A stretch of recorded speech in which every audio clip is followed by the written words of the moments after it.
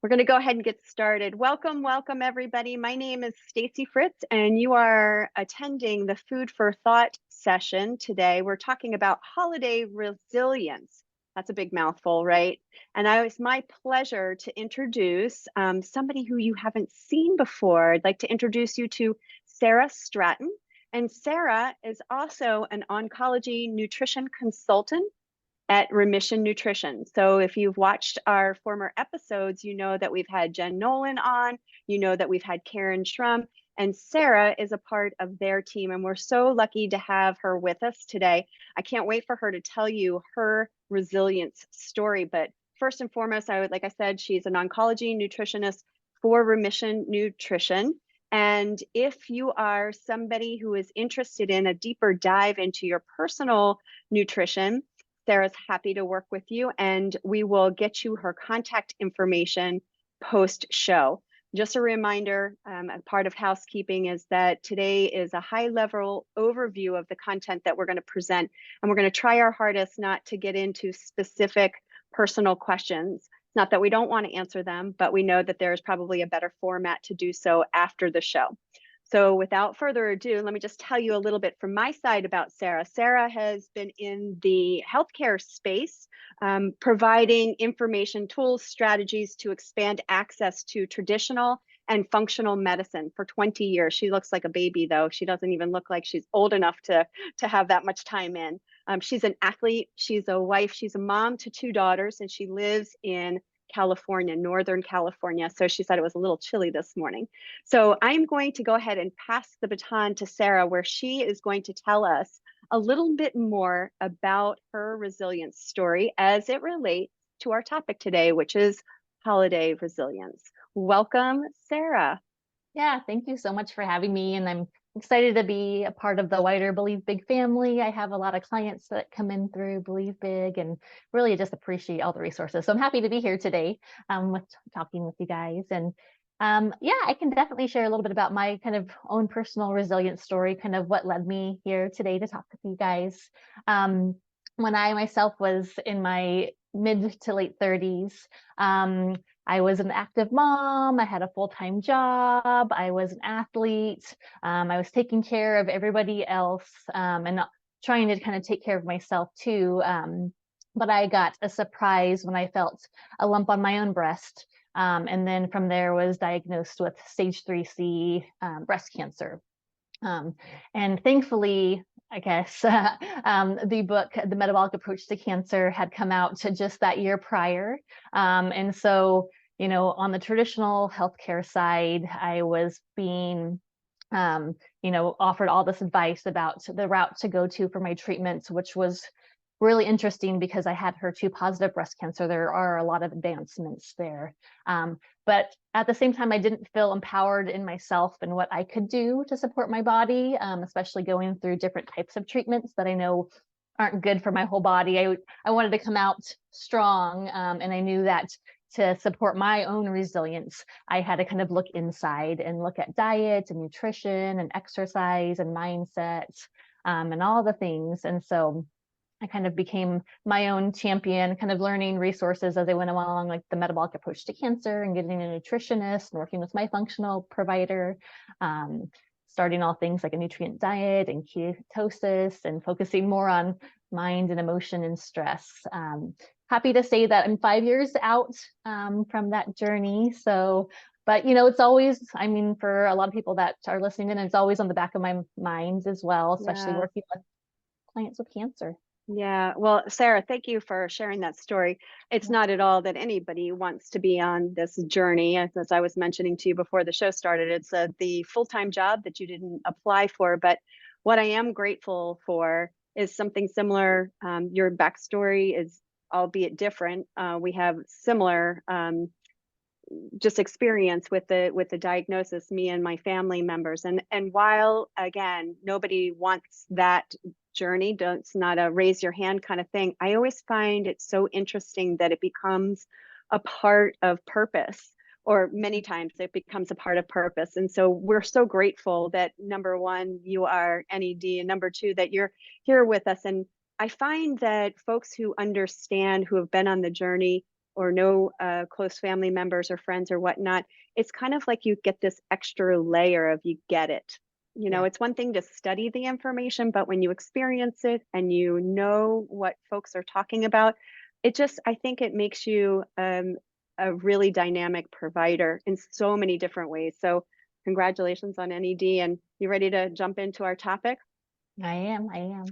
So, our topic is we're just going to add a word to it. So, we're going to move from resilience to we're going to put something in front of it, holiday resilience. And so, I found this when we were chatting offline about our topic today. I love just the saying holiday resilience, and I would love for you to share with our listeners, what does that mean to you? Why would we want to put in holiday resilience, and what does that mean different than navigating the holidays, or trying to do something big during the holidays? From in my world, it's mostly folks are trying to prevent weight gain. I work in the Yeah. corporate wellness space, but I'd love to hear your take on why holiday resilience. Yeah, and I think people come into the holidays with different perspectives. And I feel like with the New Year's kind of on the other end of the holidays, a lot of people kind of like just embrace totally the holidays, which is fine in some ways, but they say, I'm going to start fresh in January, Mm, right? And so they yes, kind of give themselves that allowance to kind of just kind of go full bore and enjoy everything the holiday has to offer. But in this state and age, like a lot of that is surrounding food and sugar and overindulgence. So when we get past the holidays, we're kind of more depleted than when we came in. And agreed. so, yeah, I think the resilience is just like, let's come out stronger than when we came in. Like, I let's focus agree. now. I agree. I told this story earlier, and again, this is not the avenue that we're going down, but I find it interesting when I tell folks that I work with outside of Believe Big that the average weight gain during the time period between Halloween and say the first week of January, the average weight gain is about 8 to 10 pounds, right? Which Mhm. is, I mean, that's bad. I mean, it's not great, right? But what happens is once you try to do what you suggest and get back on whatever you're working on in January, feeling terrible, the trouble is that we probably lose about 5 or 6 of that. And year after year, we're compounding the issue. It's called creeping weight gain. And Yeah. so, lo and behold, 20 years later, when you're 20 pounds heavier, and like, how the heck did that happen? You can see I correlate the two because I understand the desire for treat and memories and food and all of those things, but I would argue feeling great in your body come time after the holidays is probably high up there on the should be high up there on the agenda as well. So I appreciate that. The goal, what I love what you said is the goal is to bounce back faster, even come out better, Mhm. than just this like plummeting into the food fest or whatever. So today what we're going to be talking about with you, which I'm so excited, are these tips for holiday resilience. Now, I don't want our listeners to go too far away because, of course, we read it, we hear it on the news. How do you navigate the holidays? I think that these are very interesting. And I'd really like to start with something that we've talked about in the past. We did a book review, if you will, on the glucose revolution. So I Yeah. hope that the folks that are sitting on our call are going to watch back.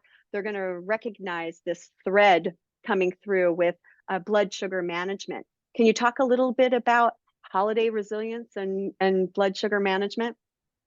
Yeah, and I think it's all tied back into like, also our kind of anti-cancer strategy. Let's kind of, manage blood sugar to support our immune system, to support and reduce inflammation, to kind of make our bodies more resilient. And I think that's so much more important during the holidays because sweets are everywhere, right? Like Mm, everywhere we look, we're like, hot chocolate here and cookies at the office there, and neighbors kind of bringing over the baked goods, which is so nice, right? When people offer you things, but I think having strategies to kind of support blood sugar is super important. And I think a lot of it just comes into like planning ahead, right? Kind of coming in with the right mind frame that like knowing what you're gonna kind of allow for yourself as far as the nutrient dense foods, and then what you can identify as like not being so supportive for your blood sugar. And that's a lot of the sweets, especially the liquid sugars, the baked goods, the things that are like kind of really sweetened for kind of all of those holiday parties. Yeah. I agree. I agree. Well, you've got some interesting tips down here, but before we go into the tips on how to manage it Yeah. in a more detail, explain. I think I know the reason why, but I just want to confirm that our listeners understand why do we want to manage our blood sugar in the first place beyond just the cancer conversation. What is the purpose of managing blood sugar, which is fascinating because it's really getting a lot more play in the news now than it ever has. um, Yeah. I think people are paying attention to it, besides our Yeah. 1 year annual visit where they tell us that the fasting glucose is on the high level, so tell our listeners why that's important. Yeah, so we kind of alluded to why it's important for cancer, right? We don't want to increase glucose that increases insulin that may be a growth engine for some cancer types.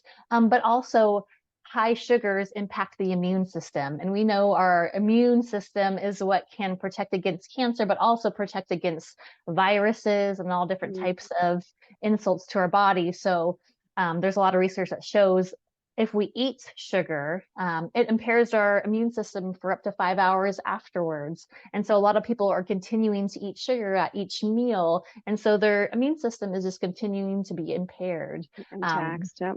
yeah. And so it's like, it's so important for kind of all, parts of our body, our metabolic health, our heart health, our Mm, anti-cancer strategies, our immune system, our digestion.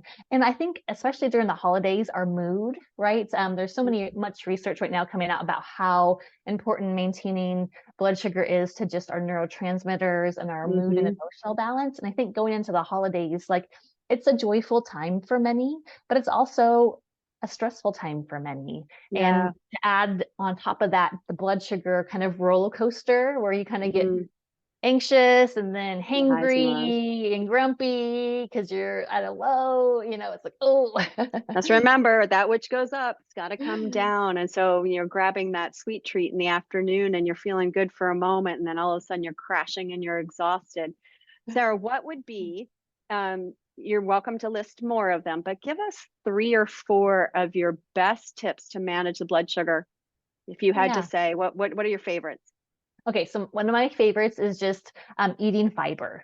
Mm, Because when we kind of focus our meal around fiber, fiber helps blunt the glucose spike. And so I feel like at almost all holiday parties I've been to or gatherings, there's like a veggie tray, right? And yeah, so kind of instead of munching on kind of more of the higher carbohydrate foods, I kind of stick to the veggie tray, the celery, the broccoli, the cauliflower. I really want to fill myself up with those foods in the beginning because that fiber can kind of help blunt that glucose spike. And then it kind of also excellent. makes you feel fuller up front so you're not as hungry later. So that's one of Great. my top ones.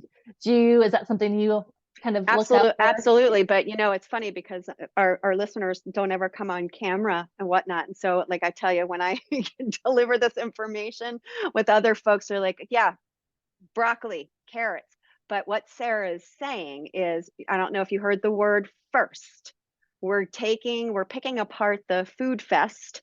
Um, and what we're saying is that we want to manage our blood sugar. And so what we need to do is get some fiber in there first. We haven't even gotten to what you are going to dabble in, what you're going to enjoy. But as a strategy, nobody's taken anything away from you. Nobody has told you can't have something. But what we are saying is that if we want to keep a nice steady blood glucose level, that putting some fiber first. Yeah. In the book, The Glucose Revolution, what they say is they have this sink analogy. And so we want to fill up the sink pipe train first with the fiber. So it kind of takes up a lot of space, right? Yeah. All right, Yep. give us Definitely. another one. I think, in general, avoiding drinks with sugar is important. We know that anything that's liquid that contains sugar is kind of like I kind of think of it as like an IV into my body of glucose because there's Yes. no fiber, there's no fat, there's no protein to kind of like blunt that. So it's just coming in straight. It's raising our glucose really high. And so one of my strategies is like I just stick to sparkling water Yeah. for my beverage choice because I think like at parties and at gatherings, it's nice to hold something. Yeah. And there's a lot of different juices out there and alcoholic drinks, but I just kind of stick with that sparkling water, sometimes some electrolytes. Um, but that's one of my strategies just because I know the impact of liquid sugar on my blood glucose Yeah. specifically. So funny, but I can put this in the show notes. I know that we had discussed the LMNT, which I very much love too. Have you seen the flavor, the spicy jalapeno flavor one?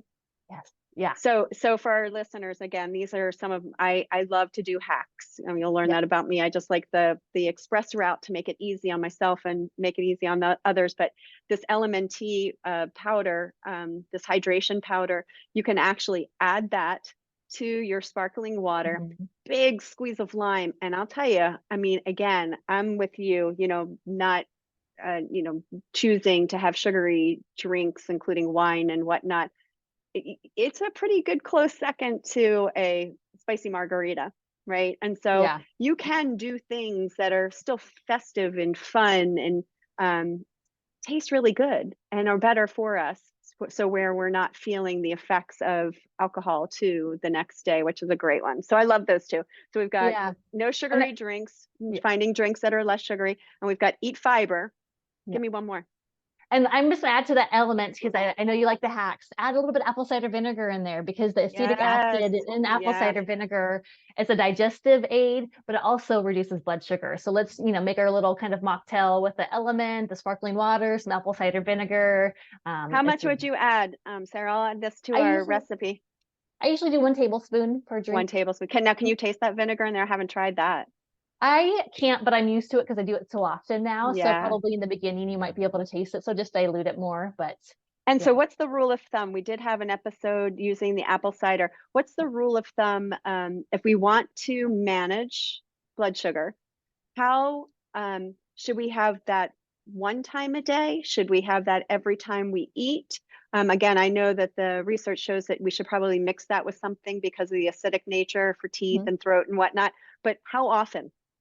Yeah, I think about it before meals, one because of the digestive aid to it and because of the ability to manage blood sugar. So I just kind of usually I'll have it like as I'm preparing my meal. Hmm. But if you grow to love it, you can have it outside your meals too. Do So you I think love the what Mrs. Bragg's? Is that what you use? Yeah. that yeah, the Bragg's raw. Mhm. Okay. Bragg's raw. Good. All right. Mhm. Any more for us? Got one Well, more? I think one more tip for me is just movement after we're eating. Mhm. I think, when we eat food, it's going to increase our blood glucose, right? And so that could either we either need insulin to come in and shuttle that through our bloodstream to our organs. We don't always want to raise insulin. That's one of our anti-cancer strategies to kind of minimize those increases. If we move, we're taking away the insulin's need to come through. So we're shuttling that glucose by using our movements. And so kind of stay, if you're at a party, continuing to walk around, kind of when I have family over, you'll see me in the corner. I'll be doing like some calf raises, some little mini Yeah. squats. I won't be sitting down too often. And then if you have the ability, invite some family and friends or whatever you're doing and just go out for a quick little walk afterwards. Use that body's movement to shuttle that So, blood. and we're not talking about movement necessarily as quote unquote exercise. We're saying to folks after you eat, we Mhm. want to not couch potato it. We want to Yeah. get up and we want to just walk up and down the stairs a couple times. This is not the sweat factor. This is we're moving whatever it is through the body as quickly as possible. Is that what you're saying? Yeah, yeah, Yeah. simple, just movement, staying on your feet and using some little bit of muscle contractions. Yeah, I think that's great. I love the other one that we were talking about, through email is it's interesting how we dismiss the validity of good quality sleep because Yeah. I think that it's like kind of like we just did an episode on breath techniques. Um, just because it's something that we do every single day hopefully the sleep is as well. We don't necessarily do those two things, breathe and sleep really well. We just live on default. And Mhm. so I find that sleep, and I would love to hear your perspective. I'm assuming that's one of your best strategies, because that is our repair mode. That is where we have the opportunity to fix things that perhaps maybe have gone awry and allows the body to really chill out. Is there another reason why sleep impacts blood sugar that I'm missing? Yeah, because if you don't get an adequate night's sleep, the last day you're more insulin resistant. So your Mm, body, usually craves more carbohydrates, but your body can't process them as effectively. And so it's going to raise your glucose higher than if you are well rested. And so wow. I think sleep is definitely important for so many reasons. That's when we detoxify, that's when we rejuvenate, that's when we Mm. recover, but also it's so important for our blood sugar management. I agree. I agree. Those are awesome. So I'm going to stop for 1 second and just make sure that we don't have any questions for those folks who have just tapped in here. If you have a question, you can feel free to put the question in the chat, which is down below on that user bar there, and just put your question in there and I'll get that answered as we go along with Sarah, or I can always have her help me answer you all offline. So I'm going to transition into more tips based on what we were talking about, which is holiday resilience. Now, this is a little bit more strategic, I feel like. Moving from the blood sugar management, we're going to talk about a little bit more in the movement realm. So we talked about movement as it relates to just making sure that we don't plop down and we are getting some movement after some good meal choices and whatnot. We want to stay active there. I was also thinking to myself, if you're at a holiday party, there's a great argument there to do some dancing. I don't know, Oh, and I that's love not it. me, but that's not me. But maybe there's other folks on the call. Let's talk a little bit more about how we and why we add movement into our routine, especially when it comes to the holidays. I, as a trainer myself, what I would argue is that one of the best strategies here is everybody's pulling at you. Mhm. Whether or not you have families, children, friends, work, colleagues, coworkers, everybody wants a piece of you in some capacity. And it's like over require like details, right? And so I feel like the thing that we give away the quickest is our movement routine, where you were going to the gym Monday, Wednesday, and Friday. All of a sudden you skip Wednesday because you've got whatever to do. And then Friday, you're too tired because you went out from Thursday's party. Talk to me a little bit more about the importance of movement and holiday resilience for you. Yeah. And just to piggyback on that, when I talk with my different clients, a lot of them are like, oh, it's too cold in the wintertime. So I kind of stopped going for my walks and it gets dark earlier. And I feel like with movement, it's like it has to be a habit, right? And there's so Mhm. many so much research for cancer resilience and staying in remission. The more active we are, the more muscle mass we have, the more we are sweating and pumping our heart. So it's so important to just in general for overall health. But especially during the holidays, I think getting comfortable with things like the cold, I think is important. I think getting comfortable with like scheduling workouts is important because, like you said, you're being pulled here and there. And a lot of people that don't have exercise as a foundation in their health, Mm, that's the first to go. But it's just so important because it's supporting our blood sugar, it's helping manage our stress. And it's just giving us that overall strength that we can power through the holidays, that hard times. So it's yes. adding to And that what about resilience. too, like even mood enhancement with endorphins and being able to, like, it's a stressful, as you mentioned, it can be stressful. It can also be a time which for some folks, it isn't always joyous, it isn't always Mhm. glorious, it isn't always happy, and that's okay too. It Yeah. can be both. We can Yeah. have these contrasts during holidays where we're missing somebody or we are going through something. And um, I think that for me, movement is the drug. Yeah. Movement for me is the drug. And as somebody, like I said, who works in the space where I work with people who sit all day long, Sarah, for me, movement is about taking work breaks. So it Yeah. isn't even about going to the gym, stepping. Maybe some people listening don't really enjoy going to a gym environment or a studio or a boutique studio, Pilates, whatever it is. But the reality is for many of us, we're still working during this month. And if you are seated at a desk, I lovingly call you a desk jockey. And Mhm. you also need to get up and move. It kind of would be the same thing about the blood sugar management. Yeah. Can you get up every hour, 90 minutes, give yourself a little stretch, walk around, go get a glass of water, step outside, get some sunshine. And I would also say if Wim Hof can do it in the cold, we can certainly do it in the cold. It's good I for love us, it. right? Yeah. And Yeah. another great argument for all of you all looking for holiday gifts. A puppy is a great way to increase that movement. You didn't hear that from me. Oh my I'm gosh. asking for that. That's why But I get so many steps in for the day. I have two dogs, and so they're just looking at me with their puppy dog eyes. So it's like, I'm getting yes, in for me, I'm getting in for them. But yes, I like to think about it even, you kind of mentioned at work, like, movement snacks is kind of what I like to think about it. It's yes. not like always we have to have a dedicated 45 minutes where we're going to really go in and get that exercise. It's like, can you get 3 5-minute breaks where you're just moving your body? If that's what you can do, that's what we got to start doing. It's like, Yes. not thinking that I have to have all of this time to put into it, but I have to allocate time throughout the day to put into it. It's interesting too because people think that I mean, the effects of a work break or a work snack or however you want to describe it is it's a cumulative effect. So let's say you got those 3 5 minuters.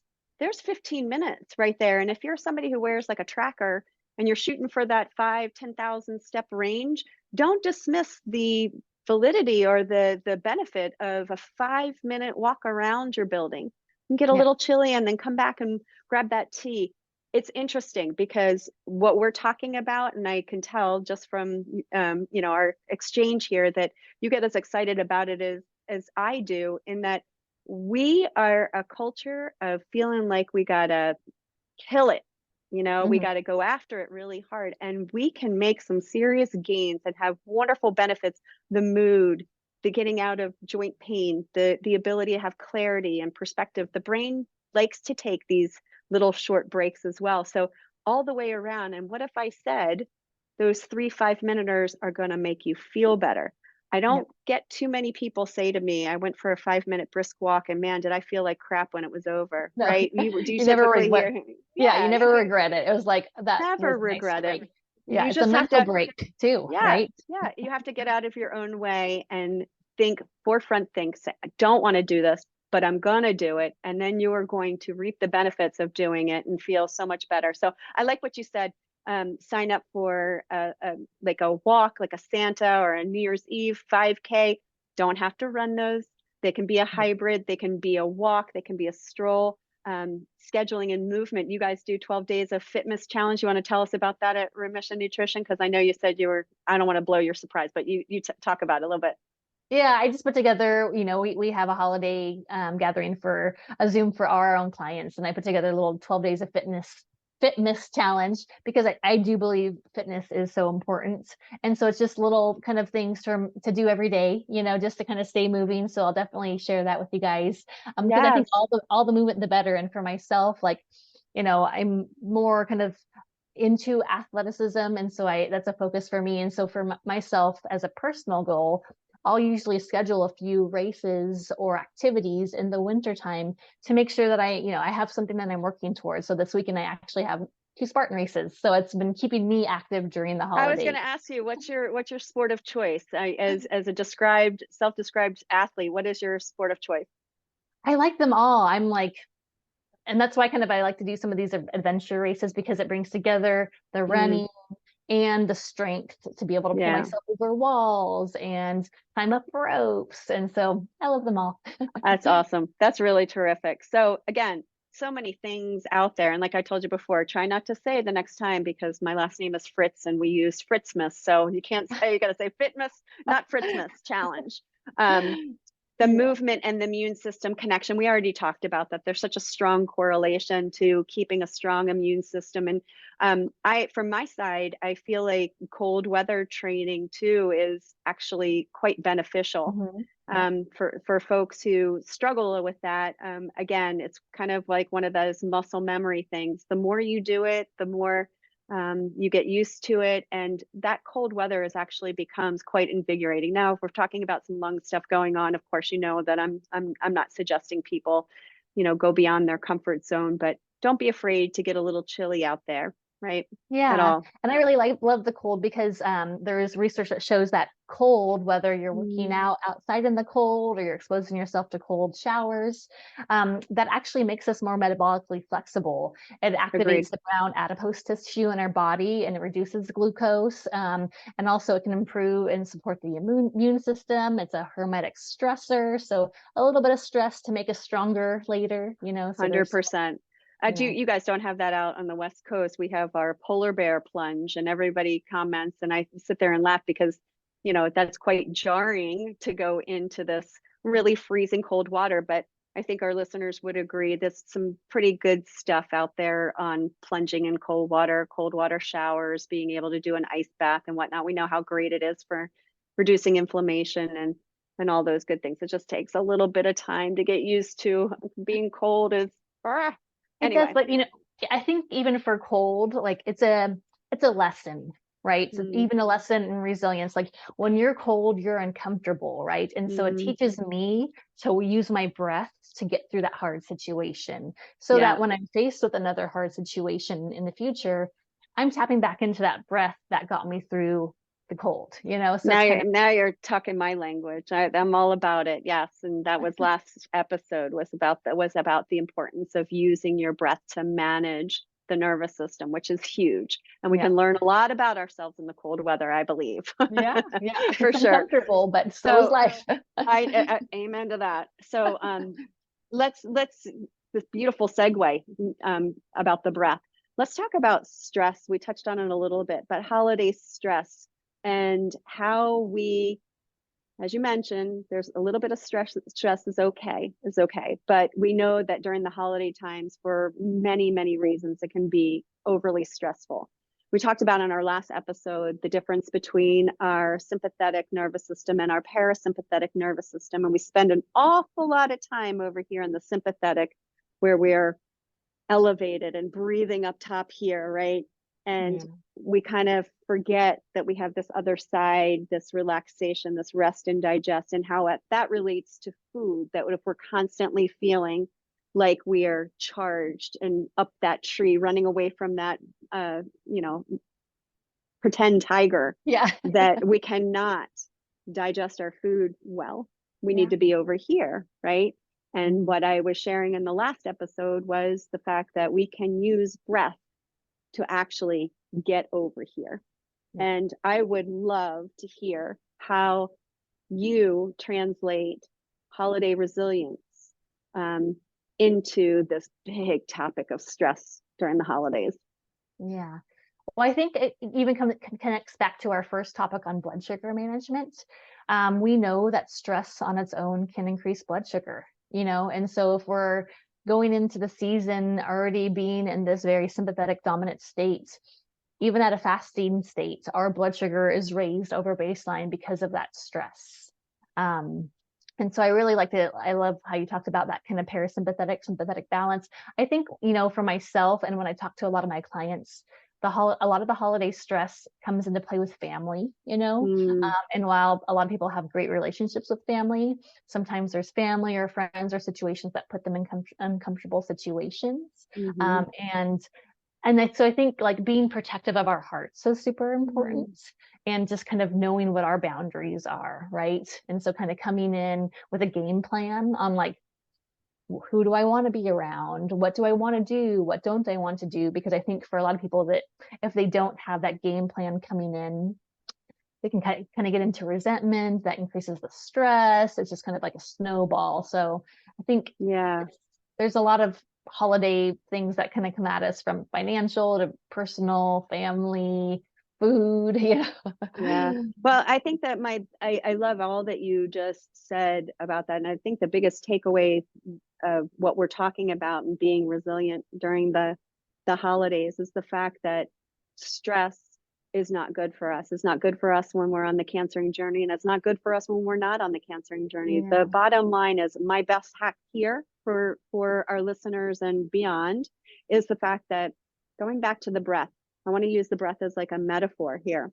Whether or not, like Sarah said, There's family stress, there's friend stress, there's coworker stress, there's shopping, the financials, all of it. And my best hack is to come back with something that God has already given you, which is this breath. And so I feel like stress, if we could just put it in this container and say, stress is more.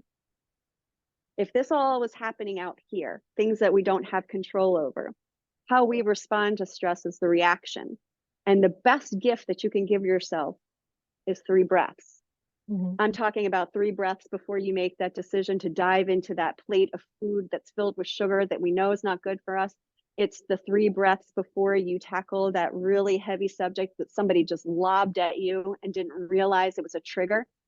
By adding in breath and by what we shared in the last episode, which the best way is to slow down our exhales, is the quickest way to get over here to the parasympathetic.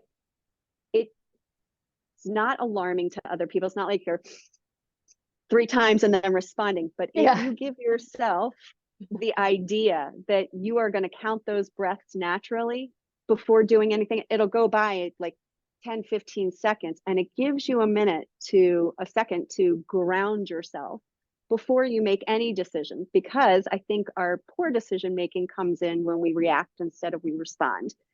What do you think about my hack for it really works well in the corporate Yeah, setting. I Does it work love well it. in my, I would like to tell you I was a perfect mommy, but I am not. And I would like to tell you I pull in 3 breaths before I respond to one of my sons saying things. But I will tell you what it does is it slows me down. So maybe I'm saying less and less intense Yeah. things, just it's really the idea of pausing before you make any big decisions. So hopefully that'll give you time to remove a possible stressor that could escalate. What do you Yeah, think? I love it. And I talk about that all the time, is just being mindful about our breath, because day to day, it's something that a lot of people don't think about. And then if you sit back and think, it's like, when was the last time I took a long exhale? It's like, it doesn't happen unless you focus on it. And so for me, it's myself, like, it's like in the car before I go into an event or before I go into a meeting, it's just like taking a few breaths for myself, the 4x4, the 4-7-8, where I get that long exhale. Yeah. It really does a number on you, you're It like, really oh. does. And I think the more you do it, the more you can kind of like, it's more second nature. The diaphragm is a muscle and we practice that. But what I think, to piggyback off that, people don't realize that is literally the quickest way for you to impact your nervous system. It's not a pill, it's not a drink, it's not a walk, it's something that you do 20,000 times a day and don't give it a single thought, but it is the thing that will help you. And I would argue for those folks who are actively on the cancering journey, how many times that we are sitting in very stressful situations, infusion centers, or getting, the next scan or whatnot, utilizing and tapping into this tool is pure magic. And I cannot emphasize enough that we just sort of dismiss it and assume that there's something better. But if you can tackle this diaphragm muscle and learn how to enjoy longer exhales and teach yourself quickly how to get out of a wired but tired state and over here. And then the last thing I'm going to say is it relates to food, because that's what we're talking about primarily, is the nutrition piece, is that if you're over here wired, tired, up the tree, anxious and whatnot, your belly is not digesting food very well. And so wherever you are on this conversation with breath technique or using a pause or whatnot, remind yourself that you want to enjoy the foods that you're choosing wisely, but the timing of that is pretty critical. If you're blowing in late, somebody's upset you, and then you try to go to have a meal and you end up with a stomach ache. I mean, no surprise, right? Yeah, you're not producing those digestive enzymes that your body would have produced from smelling, taking a breath, right before you're eating. Right. And I think in the holidays, a lot of people are on the go, right? It's like going shopping, doing this, doing that, and they're eating on the go. And so I really encourage people to kind of sit down to eat, right? And kind of make it more, I know it's not, can't be a ritual every time, but like, take that time to actually sit down to send a message to your body to produce those enzymes so you can digest that food. Was awesome. I could spend an hour with you on that topic of holiday stress. It's so painful because we give away the things that make us feel good. We add in the things that make us feel bad, and then we go put the gas pedal on and send it like in full speed. It's almost like we're set up for not success.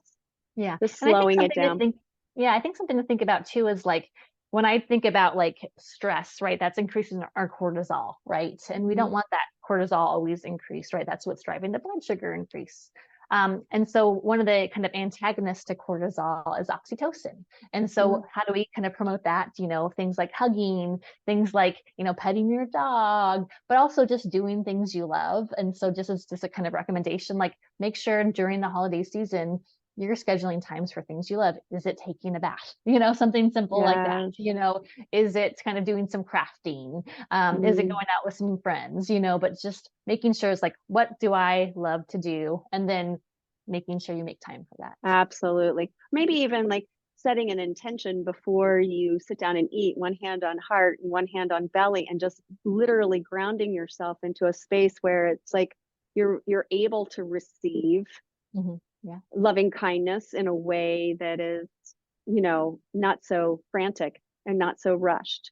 We're almost to the end of our time together. I want to touch on just a couple more things. You had listed for us some tips as it relates to immune support that I thought was really interesting, and then some other tips that I really don't want to miss the opportunity. One being, I want you to talk about, it's just like such a pet peeve of mine, and I did as a younger person very much enjoy the holiday smells. I was the Yankee Candle, wizard. Who does that, right? And so I want you to talk about immune support and then the other tips that we can be resilient during the holidays as it relates to those. I'm going to take these out because I'm losing battery here. Go ahead.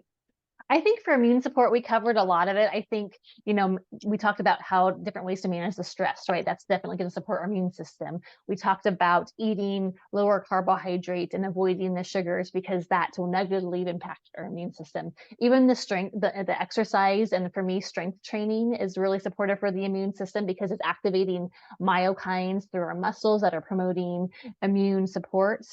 So I think, we talked a lot about that. I think a few other things just to kind of think about for immune support is like, getting outside, embracing the cold in small segments so that your body's not as like, closed up to it. And I think that will be helpful for you. And just eating a nutrient dense food, like all of the colors that are in a lot of the spices during the holidays, cinnamon, cacao, oregano, thyme, parsley, pomegranates, turmeric, like all of those spices are very immune promoting. And so instead of like what we're taking away, let's focus on like what we can add there as far as different colors to support our immune system. 100%, 100%. Why don't we want any of those? Or tell us how we could get our holiday, you just touched on this, but how do we get holiday fragrances without just pulling in the toxins? Oh, I know. It's like, I think when you're used to not being around those like holiday candles and those scents, and then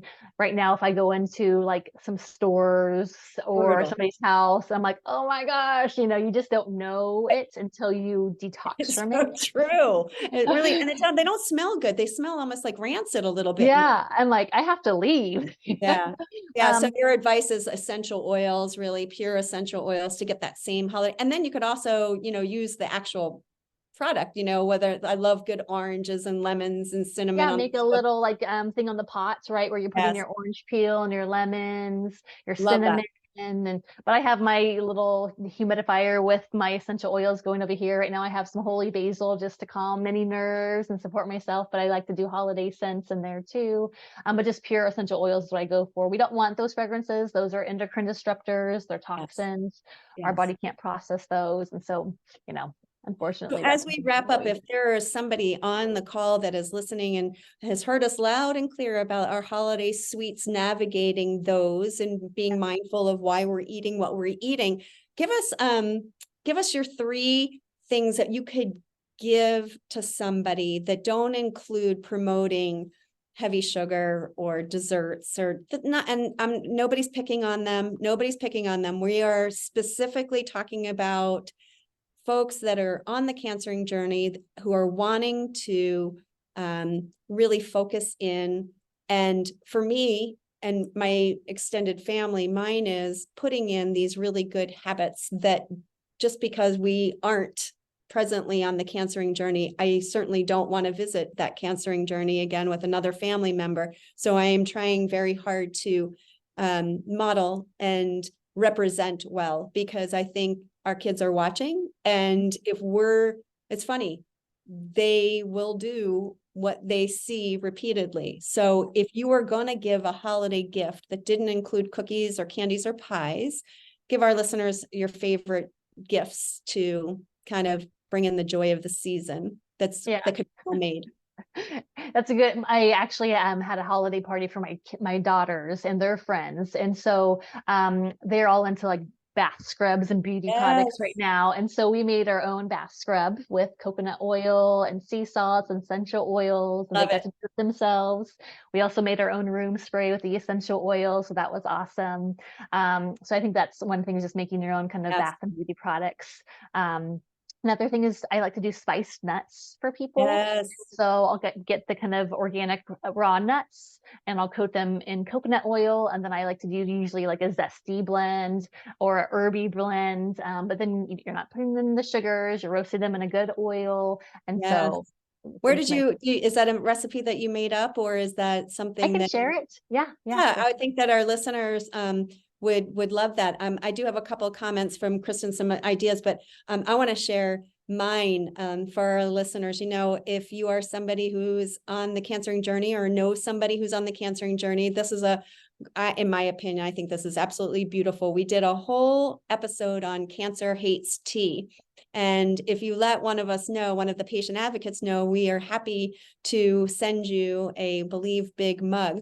Pair that with a great organic green tea. And I think that is a lovely gift to give somebody who just is top of mind, that they can enjoy and take a look at that mug, that's beautiful mug that says Believe on it, and enjoy some really good tea choices, which is great. Now, somebody listening on the call is actually a part of our team, Kristen. She said one of her favorites is to add in like acupressure or acupuncture appointments as a gift idea, which I think is great. And then she had one more. She loved the essential oil sniffer infuser. Yes, I gave that last year. See, she gave me a little plug. What I did, Sarah, have you seen the nasal inhalers? You can buy them from Aroma Tools. I'll put this recipe in our show notes, but it's it kind of looks like it almost looks like a chapstick, but you pull off the lid and it's got this cotton like kind of wick in there, and you add your essential oils on there. So let's just say eucalyptus, we use like eucalyptus oil. You need to clear out anything, you just inhale and then big exhale, and then the opposite side. It's just a great way to add some essential oil blends to things, which is great. I body scrubs and the roasted nuts, which are going to give us that, and the wreaths and DIY tea blends. I love all of them. Any last minute thoughts for us on holiday resilience? All I know is that I feel inspired and empowered to make sure that I am like squeaky clean over the holidays. Why? Because I loved what you said when we first got started. We want to bounce back fast, or we even want to feel even better. And I don't know about you, but all the things that we were talking about, they may taste really good on the short term, but there's not too many of us that feel great after a heavy, sugar-laden, fat-filled, salt-filled meal, I think. Yeah. Anything else you want to share with us as we... I always just go back to my purpose. Like, what is my purpose in eating this? What is my purpose in doing this action? What is my purpose in hanging out with this person? And just, is it serving me? Is it serving my overall goals? And if it's not, then it's something I just don't participate in. So hard. I mean, from your mouth to all of our ears. I mean, I feel like, not to bring the woman thing into it, but I will, especially as females, we feel like we are consistently on the giving track. And so I think what you're trying to say is what we've said for a long time is this is a time, the word selfish is not a bad word. It's not. Self-care, self-love. I think that we've forgotten that sometimes the way we treat ourselves, we wouldn't treat a good friend that way. And I think we need to turn the mirror back on, especially for healing. All of us could take the next few weeks and really prioritize what is it? What's the why? What's the why? And for most of us, like I said on the call, it's to heal or to help somebody else heal, to get to where you are, which is so wonderful. That's what, I feel like, a large part of my purpose is that if I could pay it forward and not have somebody feel what I felt during the time, which, both of the family members were quite ill, that would be my best gift. And I think after listening to you for some time, your gifts are the same, is that you took your journey and you really paid it forward and are helping other people kind of find their own NED, which is awesome. I'm so excited to have met you and have spent the 45 minutes with you. I'm going to give them 10, 15 more seconds to make sure we have no questions. It doesn't look like you must have answered them all, Sarah. We must have just done a rocking job. Let's bring it home. So for all of you, I just want to say thank you. I know many times, even though we don't have a ton of people on our live show, we do know that you are watching back. And Sarah, if you came in a little late, Sarah's a part of the Remission Nutrition team. You are welcome to work with her away from our Food for Thought sessions. And if that's you on the call or listening back, you can reach out to me at Stacy, STACY, at believebig.org. And just say, I'm interested in working with Sarah, and I will get you her contact information. Sarah's going to be sharing those roasted nut recipe. I'll send off that where you can get the nasal diffuser and the essential oil. And we will put in the show notes the 12 days of fitness.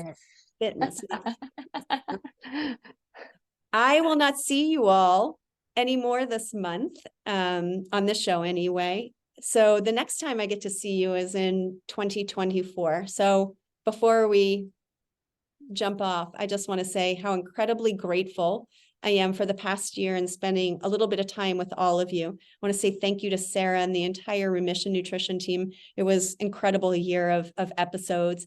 And I wish you and your families a very blessed holiday. We love you very much and we're rooting for you. And I'll see you in 2024. Thank you, Sarah. Thank you. Love you guys. Talk to you soon.